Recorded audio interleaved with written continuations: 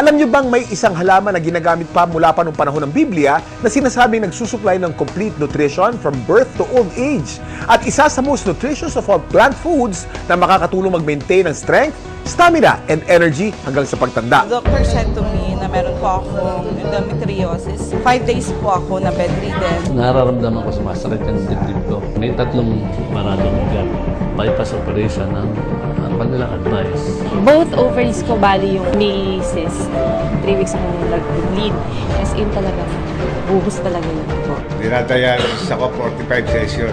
Hanggang sa ngayon, ito, dalawang karayong lagi nakasaksak dyan sa loob ng 1 linggo, 3 beses. Lahat na ng klaseng gamot na inom. God is really great na binigay niya sa amin si Sante Barley. Nagbago po lahat ang buhay namin from 2 to 3 months po na paggamit ko. Regular na po, hindi na po siya sumasakit, nakakapag-drive na po ako kahit meron akong menstruation. Nakita ng OB na yung both ovaries ko okay na. Sinabihan kasi ako ng OB noon na mahihirapan talaga ako mag-buntis kasi irregular.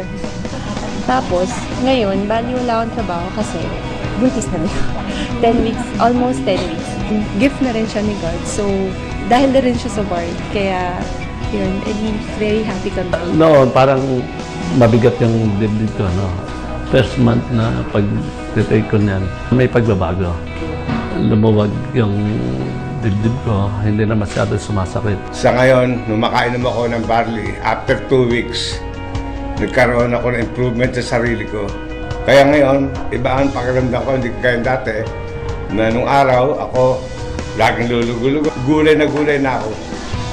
Ngayon, nasigla katawan ko. Yung barley kasi talaga makakatulong talaga siya sa kahit anong diseases. Pero hindi kasi siya ganun kabilis maaagapan kung hindi sila maniniwala. So first of all, they have to believe na dun sa product. Kasi totoo talaga siya. Ang bilis ng progress. Hirap kasi magkasakit sa panahon ngayon, lalo na ang hirap ng buhay. Nagkaroon na kasi ako ng ulcer. Unang-una, hindi ako nadudumi. Every 3 days ang dumi ko.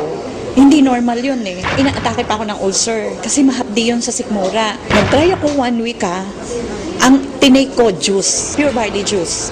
After 2 weeks napansin ko, twice a day na ako dumudumi. Totally na-heal ako. Siyempre, una pa rin si Lord dyan. Pangalawa lang, ginamit lang niyang instrument ang barley. Hindi mo pwedeng hindi i-share yung product. Kasi ibang klase, pagka nakatulong ka about health, wala na. Hindi mo babayaran ng pera yan eh. Yung father ko po kasi lumaki yung dalawang paa niya dahil sa arthritis. Hindi na po siya nakatayo with the span of 4 months. So sa daming gamot ko na iniibigay ko sa kanya, wala pong kulang doon. Pero dumating yung barley, nakita ko, napatayo ko uli yung father ko na balik sa normal na gawain. Ang particular barley na ginamit niya at first is yung juice talaga. Yung powder form na barley. Ang hindi ko lubos maisip, paano siya napatayo ng barley, it's just a matter of 2 days. Yun yung pinaka-the best. Noong taong 2009, na-diagnose po ako na meron akong prostate cancer. 3 sakit ang sakit ko. Diabetes, high blood, prostate cancer. 5 gamot ang iniinom ko.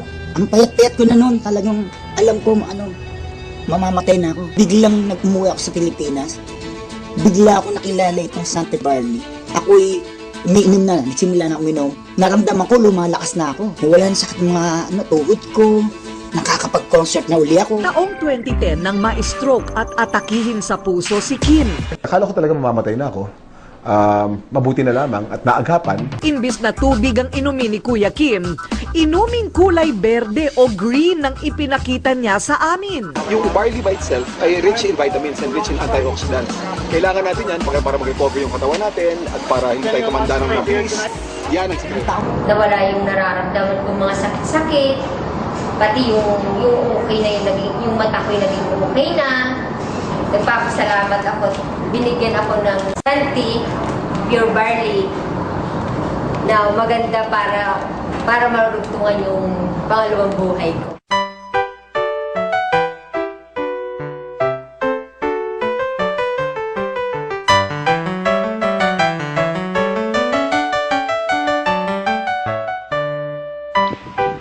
Ano ina mo ay? Barley? Itong barley, actually, pwedeng inumin ng kahit sinong tao. Okay? So, hindi mo kailangan magkasakit para uminom ng barley. Kasi ito ay part ng iyong magandang diet.